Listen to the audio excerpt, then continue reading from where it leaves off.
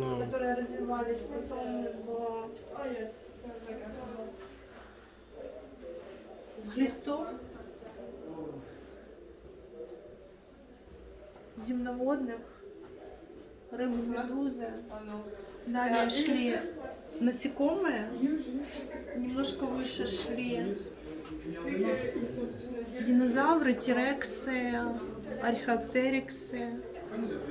И мы пришли в каких-то лошадей, мамонтов, горилла, и сразу был Боря следующий. Какой красивый. Вершина мироздания и создания, да? Там не девочка просто изображена, я сказала, что это Яма. Яма мальчик.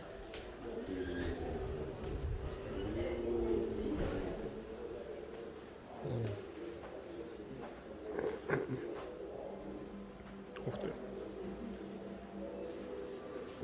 Посмотри, какой Ньютон красивый. Галилео Галилей. Ньютон. А это Хаббл, который создал тот известный у нас телескоп. Мы теперь все смотрим через Хаббл на Вселенную и делаем открытие. Это известный очень ученый. И в честь него назвали Хаббл этот телескоп. НАСА использует его. Вообще я тут экскурсии не веду, поэтому подождем дядечку Кучерявого. Армстронг. Это астрономия.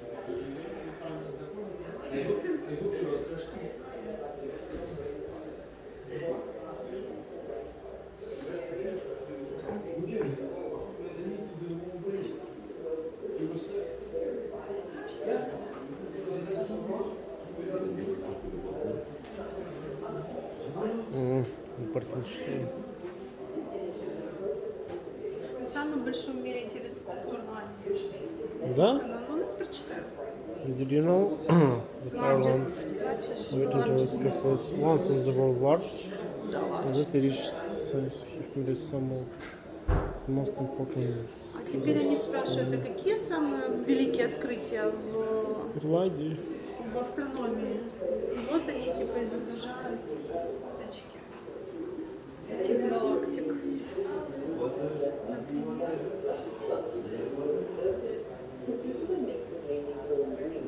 While the reflection in the infrared is almost zero, leading to the closest.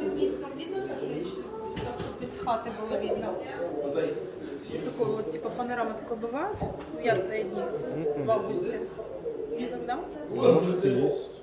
Потому что в Крыму такое есть. Ну, видно прям. А у тебя? Не, у меня такое. Даже в Киеве там вообще ничего не видно, смог.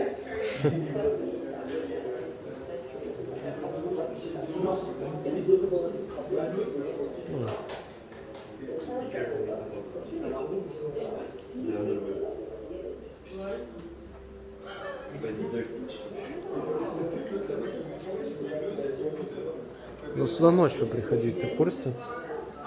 Надо ночью сюда приходить. Ночью нужно приходить сюда. А, хорошо.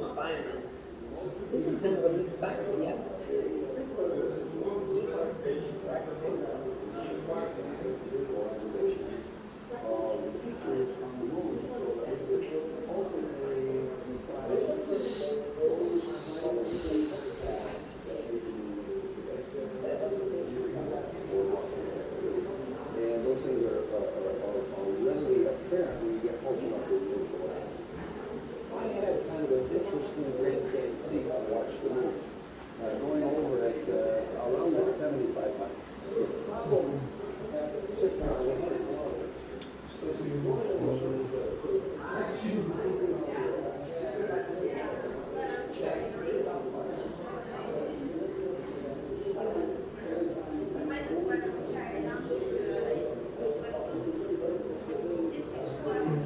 Чего нашего Юру Гагарина не прицепили, как первого человека?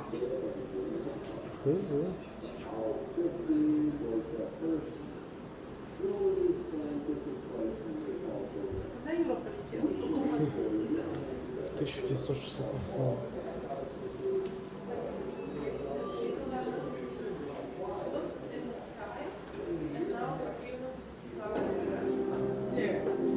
It's crazy. How would you think about that? That you have in a planet? Yeah. That's crazy. And finding the planet. I mean, that's a planet is part of you. But out of the planet that you. Yeah. How would you find it? I think that's so crazy.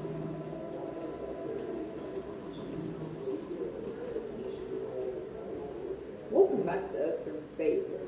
Today, the Copernicus Sentinel-2 mission takes us over part of the Amazon rainforest in the Amazonas, the largest state in Brazil. As its name implies, the Amazonas is almost entirely covered by the Amazon rainforest, the world's largest tropical rainforest with an area of around 6 million square kilometers. The Amazon is the world's richest, most varied biological reservoir, containing several million species of insects, birds, plants, and other forms of life. This image has been processed using the infrared channel of the Sentinel-2 satellite, which makes the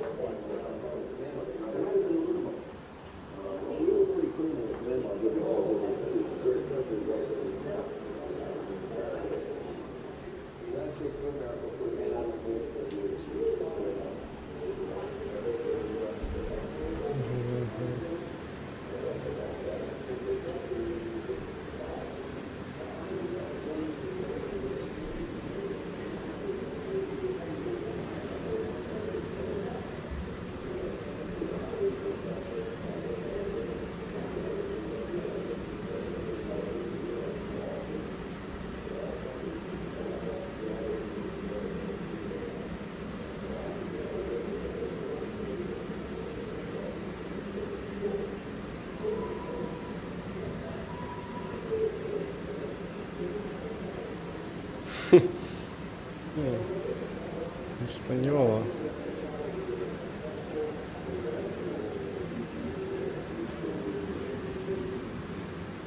Я обугаю, какой большой экран. Сенсорный.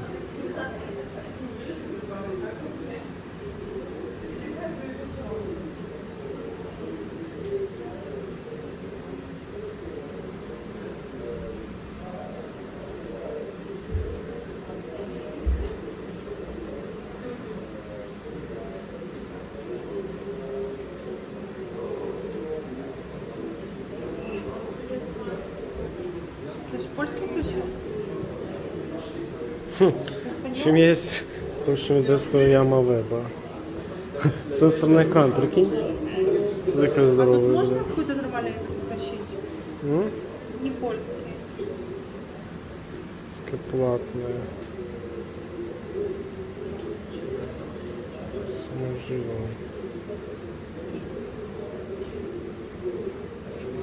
Солнечный.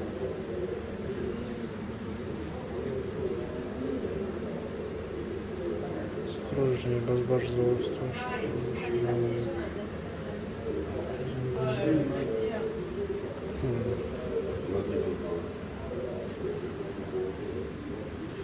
Все, я хакнул систему.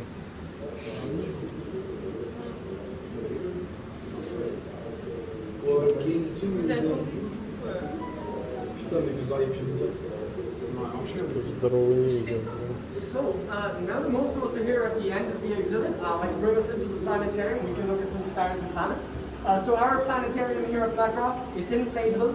When you're going in, you need to use your hands to open the door as you step inside. Once you go inside, stay standing. It doesn't matter where you are or where you're looking, as long as you stay standing, I'll explain the rest once I come inside. So, if you're ready, through here.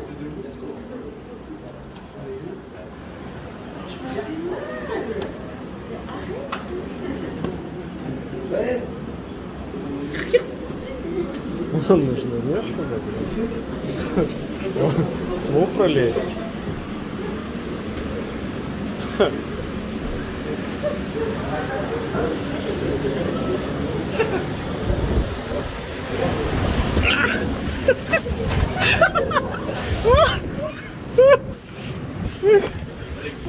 Why did you say keep standing? О,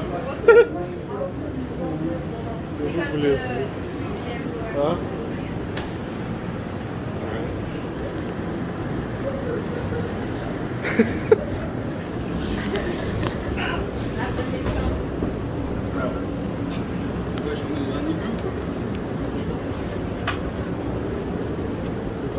Залезли. Сейчас включат воздух, и вы чувствуете себя как в космосе. So, the dark ground is solid ground. The grey is really walls and ceiling. So the best place to sit or lie or crouch or kneel is the dark ground. Wherever it's dark, sit down and get comfortable. And that is the best way to see the show. We will be looking at the sky all around us. So you might need to turn a little during the show. But as long as you're on the ground, it should be okay. Вау. Даже лечь. Говоря, надо лечь. Надо лечь. Залечь, да. We will be taking a look at the sky from Cork City as soon as I can get this view back to Cork. We're going to be looking at the sky for tonight as it should appear above the city. At the moment, you might be able to tell, we are on Saturn. So that's Saturn's ring. Just to give you an idea, if you were living on Saturn, the sky, of course, would look very, very different. This is how it would look. This is nighttime on Saturn. Just to give you an idea of how strange it would be if we lived on a planet with a ring. We'll mainly be looking at the sky from Cork City, but you know, it's nice to see some strange stuff like this sometimes as well. There we go. This is bringing us back home to the Earth, so this will just take a second. That's the Earth up there. So that's where we're headed. Вау. There we go. So, I'll bring us back to Cork.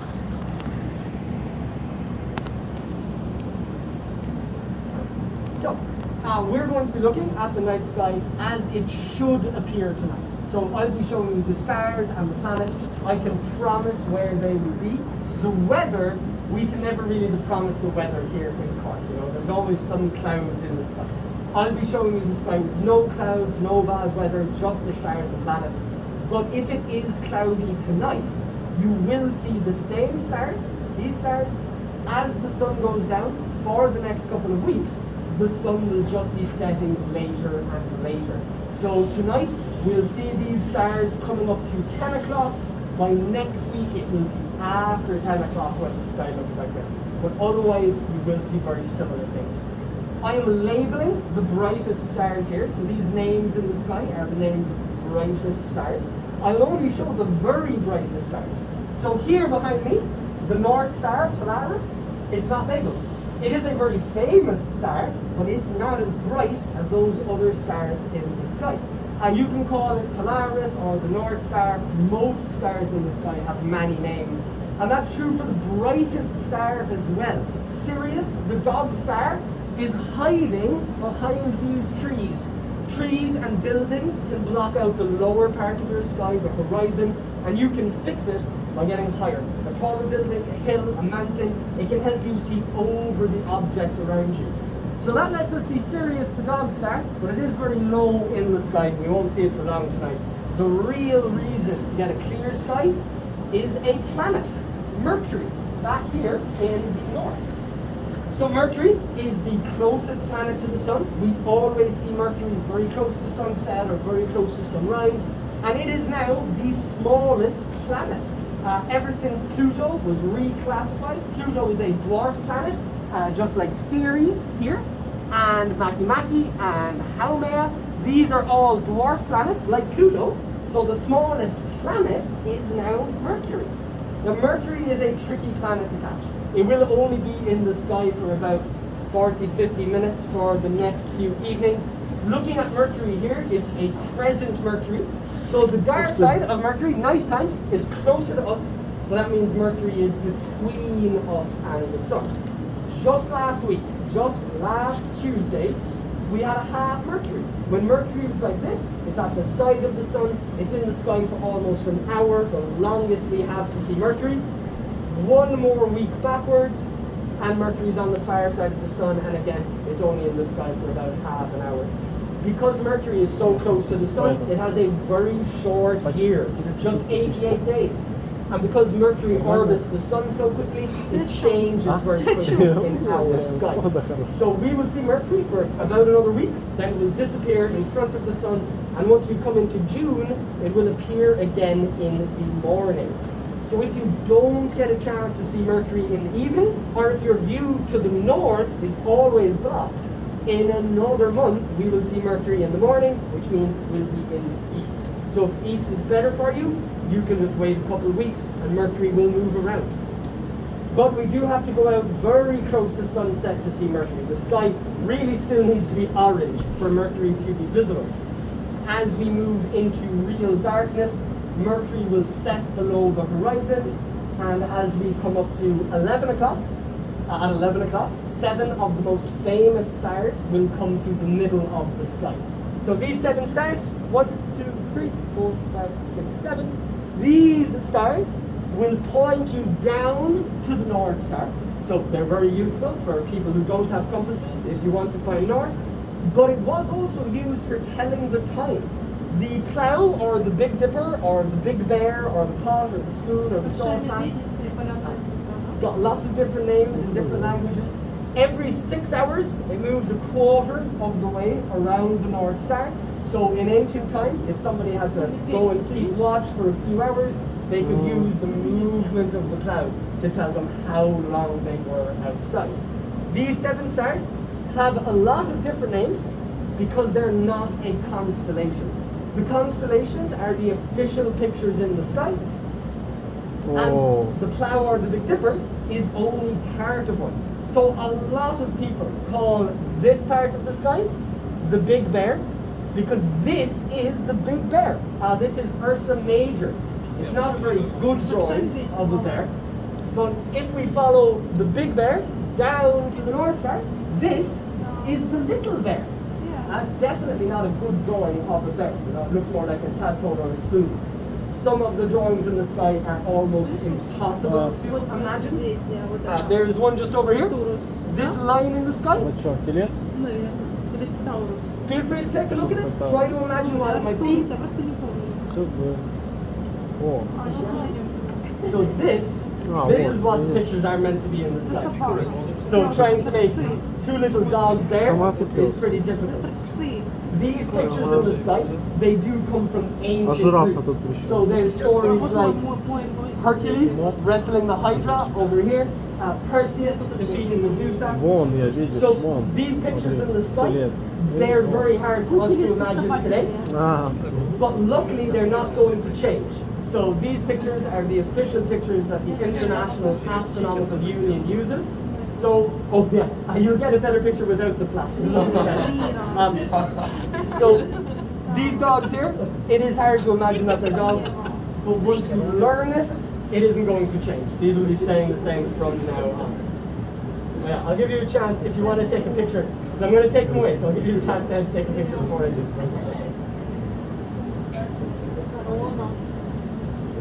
So, if we're ready. Because of these constellations, we have a nice easy way to name the stars. So the North Star here, this is the brightest star in Ursa Minor. So this is Alpha Ursa Minoris. This is the second brightest star in Ursa Minor, so it's Beta Ursa Minoris. Every single star that we can see in the sky, you can name it after its constellation and how bright it is. This is Alpha Leonid, Alpha Boetis, Beta Boetis, Delta Boetis. We've got Alpha Ursa Majoris, Beta Ursa Majoris. Every single star in the sky, you can name them in that way. So that's how we use the constellations today. And it might help you find Beta Ursa Minoris. So this star also has an Arabic name. It's also called Kuchab. But what makes this star special is that there is a planet going around it. There is a planet orbiting that star. There is a lot of planets out there. About 5,000 planets have been found going around other stars, but most of them are impossible for us to see. We don't normally see the stars that other planets go around, but this is an exception. So if you go outside tonight, use the plough or the Big Bear to find the North Star, and from the North Star come to the end of this chain, and it's this orange-yellow star. That is another star with a planet. And that's something you can see even in a city like Cork. Now we do have a lot of streetlights, a lot of houses, a lot of cars. Light from the city will block out stars in the sky. If we go to the countryside, then we will see more stars. Whoa. So this is what the sky looks like in the countryside. Without any streetlights or houses or cars, this is how the sky can look. And this isn't even the best part. Our Milky Way, our galaxy, is stretching around the north here. So we're only seeing the edge of the galaxy, the faint part. And the moon is just there. It's a very narrow crescent, but the moon is putting a little light into the sky. If we let the moon set, that light will go away. This isn't something that we notice in the city. In the city, there's so much light already, the moon going away won't make a difference. But in the countryside, we get that extra bit of darkness when the moon is gone. Now we're coming very close to morning time here to see the Milky Way, to see our galaxy. Классно спальня такое делать. So here we are. Right down in the south, this is the middle of our galaxy. If you go into the countryside, you will always see some part of the Milky Way. There's always some part of this globe in the sky, but the best part is the middle. The middle of our galaxy has a huge black hole. There is a black hole in here holding everything together. There are more stars in the center, so as we move from the center back to the edge, it gets fainter and harder to see. At summertime, we can see the middle of the Milky Way. And as we move from May through to August, we'll see the middle of the Milky Way from early in the morning to the middle of the night to the evening. So in August, we can see this at 7 or 8 o'clock instead of 3:45 in the morning.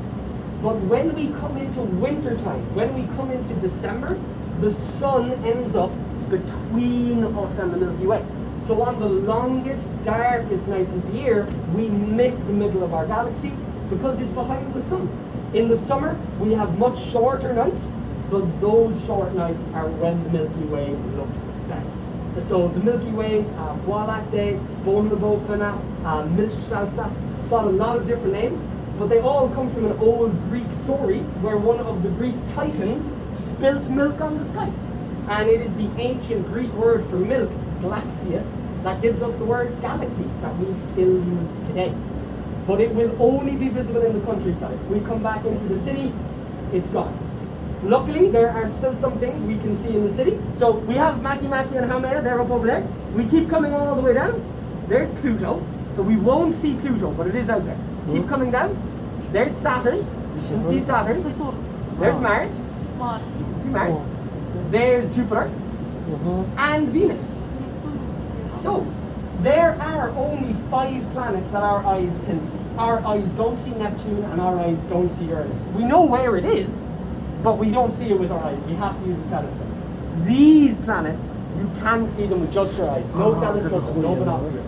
You just have to go out at the right time. And this is 5 o'clock in the morning. That's the right time. And I know it's not easy to get up at 5 o'clock in the morning. And I know that 4 planets, that might not be a good enough reason. So we're going to go forward to the 16th of May, the middle of the month. And if we follow this line with Venus and Jupiter, with Mars and Saturn and Pluto all the way along, there's the moon. And on the 16th of May, there is going to be a lunar eclipse. So I know it's not always worth getting up at 5 o'clock in the morning, but if you do get up at 3 o'clock in the morning, on the 16th of May, you'll get to see the moon turning red. So this lunar eclipse is going to start at about 3 o'clock Greenwich Mean Time, and it will continue until about 7 o'clock Greenwich Mean Time. Here in Ireland, we will only see the eclipse from 3 o'clock until 5 o'clock. If you are further into the Atlantic, you will get to see it for longer. So people in Portugal will get to see it a little bit longer than people in Ireland or in France. It does depend on where you're going to be. So looking at the moon here, this is the Sea of Tranquility. This is where Buzz and Neil landed back in 1969. That's a part of the moon you can see every month. Every month you can see the Sea of Tranquility. But only this month, and some other months, the moon will move into our shadow, and it will turn red. Our atmosphere is not opaque. Our atmosphere doesn't block all light. When light from the sun hits our air, blue light gets spread out everywhere, but the red light that we see at sunset and sunrise it can go straight through and hit the moon. So when people say a red moon or a blood moon, they mean a lunar eclipse. And at just about 4 o'clock in the morning, it will be above most trees. So I've put back the trees now. As we come up to, 4:15, 4:30, it will sink behind those trees. If you're in Ireland, once we come past, 5:15, it will sink under the horizon. If you are out on the Atlantic, you will get to see it for longer, but it does all depend on where you are. So, I'm going to bring us back to tomorrow morning, just in case any of you do get up early enough, or if you don't get up early enough. If you don't get up early enough to see Saturn and Mars, which will disappear as we come to 5:30, 5:45. So they're going to go away now. You'll still have Jupiter until about 5:45, then it will disappear. There it should go. And we're left with just Venus until 10:06, a little after 10:06 in the morning. So if you try to get up early, but you miss Saturn and you miss Mars and you miss Jupiter, if you see one thing in the sky, you'll be after seeing a planet, you'll be after seeing Venus. So even just one thing is great for the next few days. Once Venus disappears, the sun rises, and we're back to daytime and the end of the show. So, I hope you enjoyed it. I hope you found it interesting. Any questions or anything before we leave?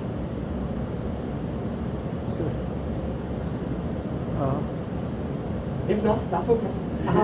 So when you're ready, you can make your way up. You can head out of the dome, and once I get outside, we'll take a look at Excuse the me, history of the bro. How many time you work here? How much time? Oh, I've been working here for 10 years. Yeah, really? Yeah. Wow. It's cool. It's, I'm glad it's you like very it. I'm glad nice you for enjoyed you. it. Yeah. No problem, no worries. It's science. Yeah. It's interesting. 10 years. 10 years. This you know. Yeah. We've got making it over Exactly.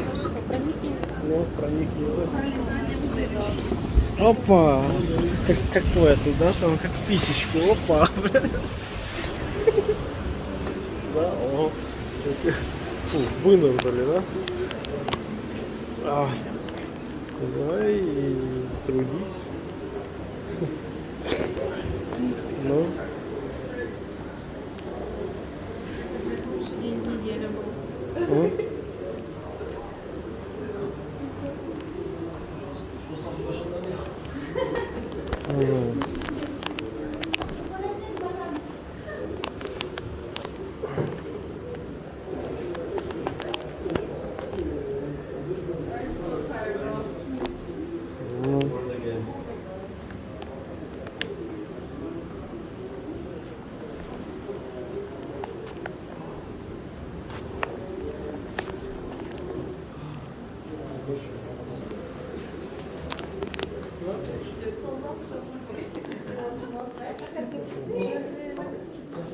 So, we're going down here to start with, right down to the bottom.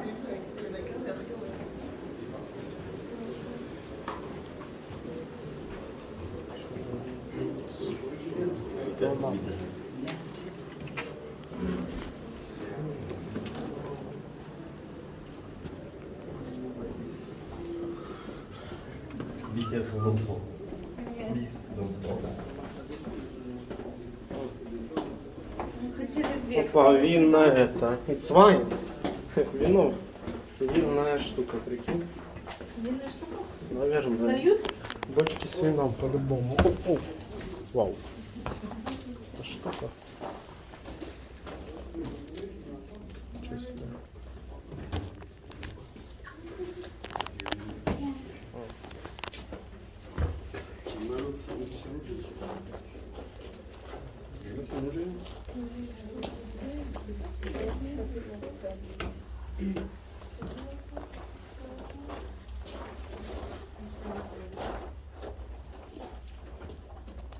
So, this is the gunnery. This is the oldest part of the building, first built in 1582. So that makes this the oldest continuously standing usable structure in the city of Cork. As you can see, the walls are very thick, 2.2 meters of solid stone, and from the cannon you can tell we started as a military building.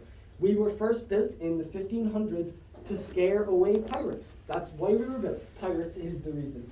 In the 14 and 1500s, pirates were still a big problem here in Europe, but especially here on the River Lee. So the River Lee connects Cork City to Cork Harbour. Cork Harbour today is the second largest natural harbour by volume in the world. So after Sydney Harbour and man-made harbours like Rotterdam in the Netherlands, we're the next biggest. But in the 1400s, nobody knew about Sydney. There were no man-made harbours. We were the biggest harbour in the known world. And at the time, the biggest harbour in the British Empire. So British trading ships from all over the empire would come and go from Cork City. And British Navy ships would be stationed in Cork Harbour because the harbour was big enough to hold them. But only the harbour. The River Lee in the 1400s was too shallow for bigger ships. So smaller ships would travel from the harbour to the city and back down again, bringing people and goods. There are islands on the River Lee, Little Island and Great Island in particular. These islands separate the harbour from the river. So if you're in the harbour, you can't see what's happening on the river. The islands get in the way. And that's what pirates realised they could take advantage of. So pirates would sail into Cork Harbour pretending to be friendly ships from a friendly country. They would sail around the Navy and around the islands until they got to a place where the Navy couldn't see them and the water was too shallow for the Navy to follow them. They'd wait for the smaller ships that brought things from the city to the harbour. They'd attack them, take what they were carrying, and get out to the ocean as quick as they could. And before phones and before the internet, usually the pirates would make it to the ocean before news of an attack made it to the harbour. So the Navy wouldn't know to stop anybody and the pirates would escape. So the families in Cork City who owned these ships, there were about 15 trading families who started losing ships and losing money to the pirates. So they banded together and they pooled their money so they could pay for a fort. We needed thick walls in case the pirates fired on us, but these thick walls are very heavy. And most of the River Lee's edge is mud. Even Cork City was a bog before it was built up into a city. So all of the land is very soft and it's hard to support walls this thick. Here at Blackrock, there is a natural piece of stone, a big piece of limestone going from the bank down into the river. And this piece of stone is able to support the tower, but limestone is porous. So moisture from the river can come up through the floor. And that's always damaged the floors here in the gunnery. So the concrete that was used in the 1900s, it filled the room, it dried, and then it took in water, tried to get bigger, and cracked off the walls. The tiles would come away from their grout when it got too wet. The flagstone would slide on its mortar. There's about 6 or 7 floors underneath us, all built one on top of the other since the 1500s. So the floor has come up and cut off our windows. So the windows were twice as long in the 1500s, long enough for a cannon to fire through them. We had 3 cannons, one at each window, 8 or 9 soldiers, and they'd work here in 8-hour shifts, especially at night time. At night time, the ships that were meant to be on the river would fly a lantern so that everyone could see each other and nobody would crash. The pirates, of course, would stay dark and sneak up on those ships. So to light up the river and make sure everybody knew that something bad was happening, cannonballs would be put into a kiln, like this one. So 9 pounds of iron and carbon would be loaded in on top of the coals, and they'd wait until it was glowing yellow hot. And then with wet towels and wooden tools, they'd pick up the cannonballs and put them into the cannon and fire them downriver, still glowing hot. So this would light up the area, especially the sails on ships, so it would make the pirates very obvious. And once a pirate sees a hot ball of metal whizzing past their head, they'd usually get scared and sail away. Especially in the 1400s, that's usually all we had to do. So one room was enough. From 1582 until 1601, one room and a few cannons scared away the pirates. But during this time, the British Empire and the Spanish were at war. And in 1601, there was a battle in Ireland at Kinsale between the British and the Spanish. The British were worried that if Spain came up the river, this little fort wouldn't stop them the way it stopped pirates. So the British took this fort and built it up into a tower. They wanted to fill it with soldiers and generals, and they made enough space for much more soldiers, but it took so long to build the tower. When the tower was finished, the war was over. Britain and Spain were friends again, so they didn't need it. They gave the tower back to the people of Cork, and the people of Cork used it as a beacon. So they put a huge fire at the top of the tower to help guide ships up and down. Coming into the 1700s, we had plans to make the river deeper, so people wanted to make sure the ships were safe. But in this tower, even though the walls were stone, the floors and the ceilings were made of wood. So when the top of the tower caught fire in the 1720s, there was nothing to stop the fire, burning down through the floors, through the levels, to the gunpowder, except the soldiers. It was up to the soldiers, when they heard the fire burning, to grab a barrel of gunpowder and come out of the burning building with it. That's the only reason we didn't blow up, the soldiers carrying out the gunpowder. If it wasn't for them, these walls wouldn't be here today. We came so close to blowing up, they shut down the gunnery. They sold the cannons, they gave the gunpowder to other forts, and this castle was turned into a banqueting hall. The hallway that you all walked through, the science exhibit upstairs, that was the banqueting hall from 1720 to 1820. And lords and ladies from all over Europe would sail to the castle. At the front of the castle, a slipway was added to the building, a way for lords and ladies to sail directly to the castle, come in for their parties. Sometimes they'd stay here for a whole week, and then get back on the boat and sail straight back home. So this was the only place the lords and ladies had to come, which made the parties very private and very popular. From the 1820s through, or from the 1720s to the 1820s until 1822, when the castle caught fire again. Now the castle's mainly stone, so the second fire didn't do much damage, but everybody knew it was a party getting too crazy that caused the fire. So they stopped the parties and we became a house. Finally, in the 1800s, people started to live here, but by the middle of the 1800s, it wasn't kings or queens that were moving into new castles. It was professors and authors and architects, more modern, wealthy people. And that's who lived here up until the 1900s.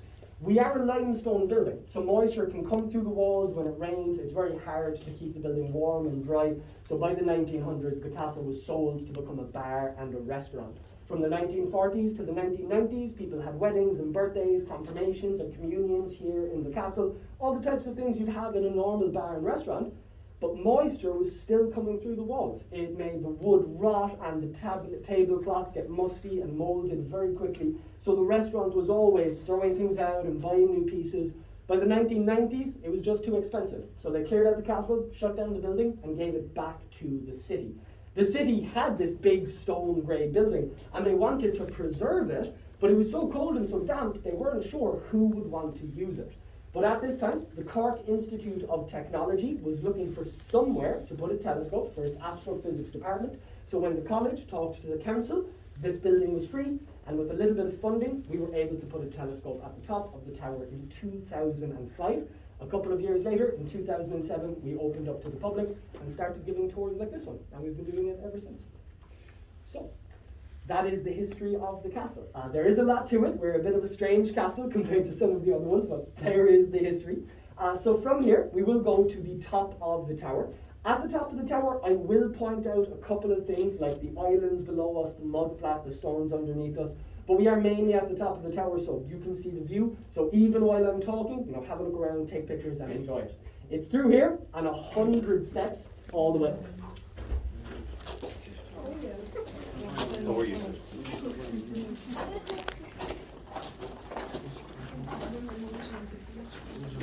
Yeah?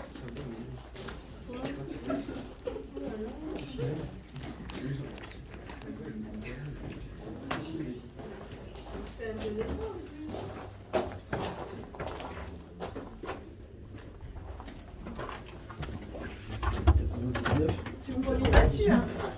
97, 96.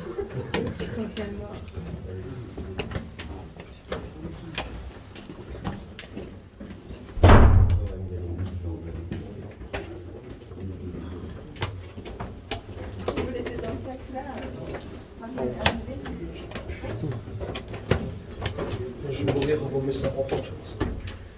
Je vais mourir avant mes 50 ans.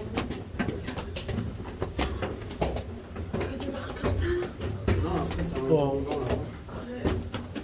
encore 57. Bravo, j'ai un moitié.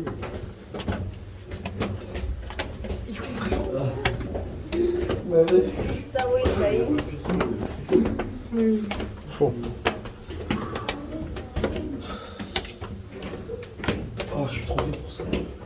Putain, frère.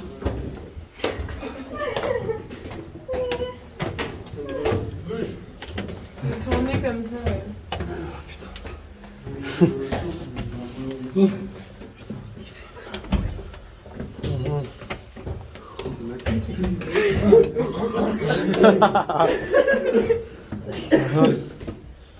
Come on, guys.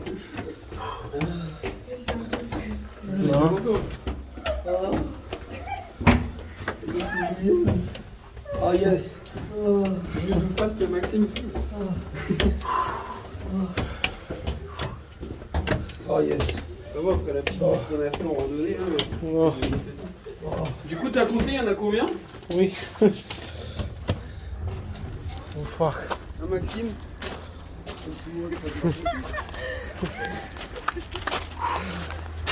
J'ai la même vue de ma chambre. Oh, Jules. И смотри, мы выплюнулись, да? Это, я так понял, они стреляли в британцев и испанцев отсюда, да? Here, I will point out a couple of the things that we can see looking down south. But like I said, do have a look around and enjoy the view. We'll only be up here for about 10 or so minutes. So do get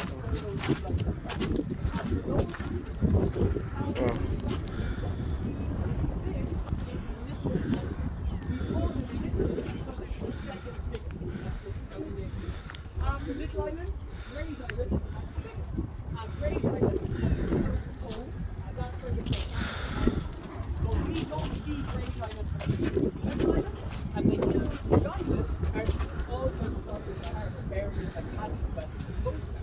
So pirates people down these islands to here, and this is where they would hide from the Navy. Now at the moment, we're close to low tide. You can see the edge of the river is close to the wooden corners. At very low tide, water is out of sight.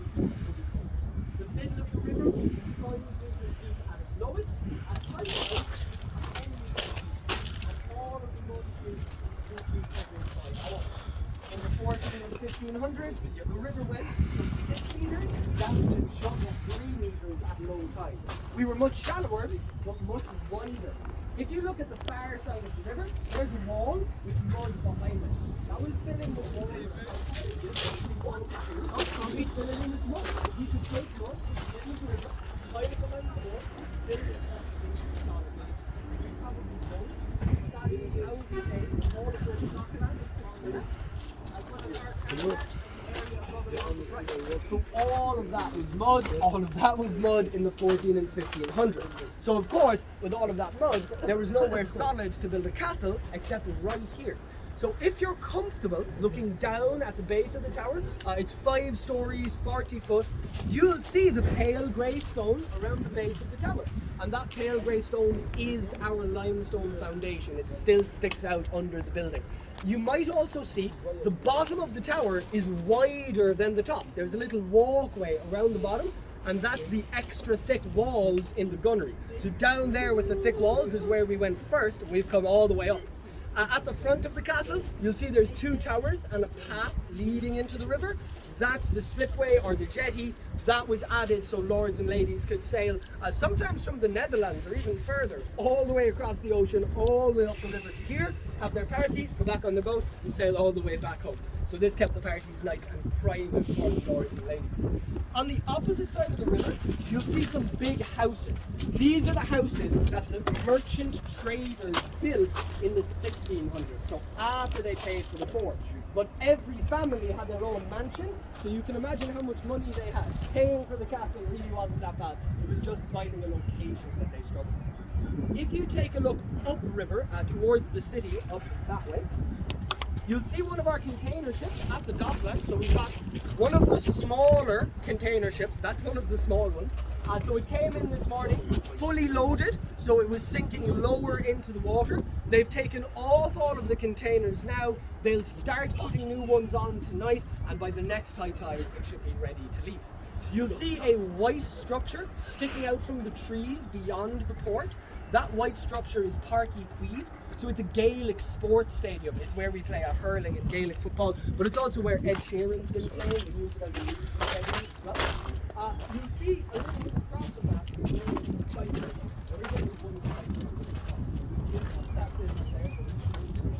The Elysian Tower is blue, but the spires next to it, there are spires just past the east to the left. Those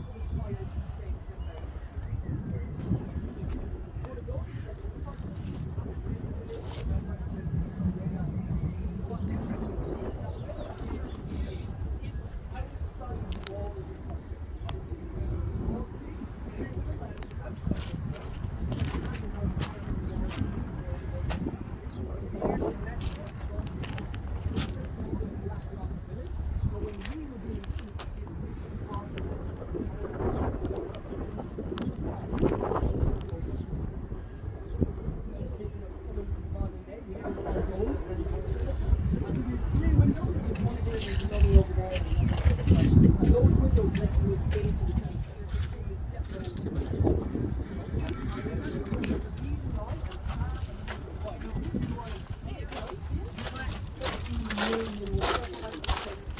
So normally with the galaxies that are younger than ours, so we can see the material going around the black hole in the middle. We can't see the black hole, but by measuring the material ordinarily, we get the idea of how massive it is, spinning, how fast it's spinning. But we need to measure how things are moving. So we really make a video. We start when the galaxy appears in the sky, and we'll follow it, taking thousands and thousands of pictures that we can then compare how it changes overnight. We also take many pictures because we only have 60 to 70 nights a year where the weather is good enough for us to take pictures of other galaxies. So we take as many pictures as we can, and that keeps us busy when it's cloudy for the rest of the year here in Ireland. So that pretty much brings us to the modern day. I can definitely give you another couple of minutes to finish looking around, taking photos. I'll let you know when we need to go downstairs in about 3 or 4 minutes, but you're free to go down the stairs when you're ready. Thank you for interesting excursion. Glad you enjoyed it. Thank you so much. Oh yeah, Thank you. No worries, you're very welcome.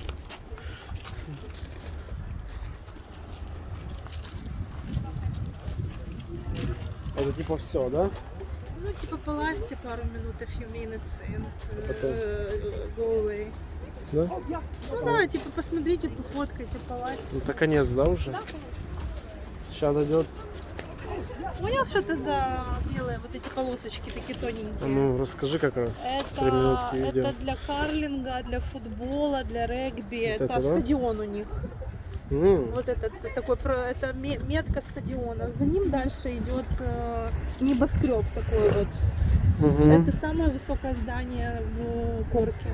Вон то, да? Да. А за ним сразу идет древний костел. Это самое древнее здание здесь, которое есть среди церквей. Он очень интересный, рекомендовал его посетить, посмотреть именно внутри. Да? Да. А еще каких-то 400 лет назад здесь не было никаких вот этих построек, здесь была река. И каждые 500 лет поднимается, то есть опускается уровень на 2 метра. Дальше. Типа раньше здесь было куча мула и болота.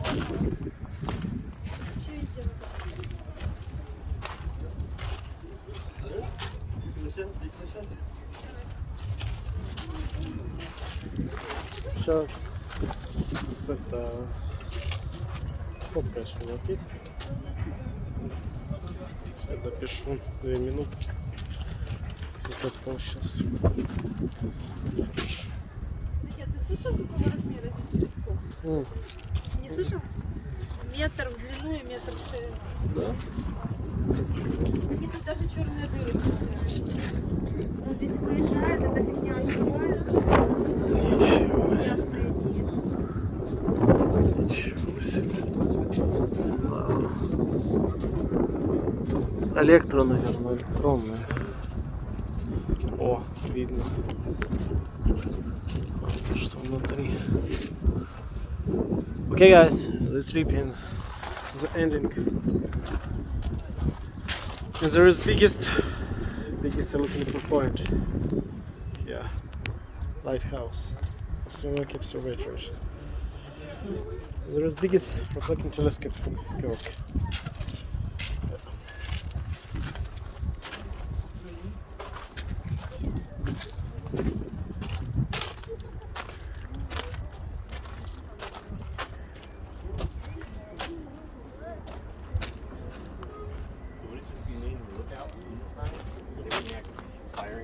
No, not from here. So the plan was, if the Spanish Armada ever arrived, it would mostly make the plan, but there were no social circles up in the back as well, but they were Okay guys, thank you so much for watching.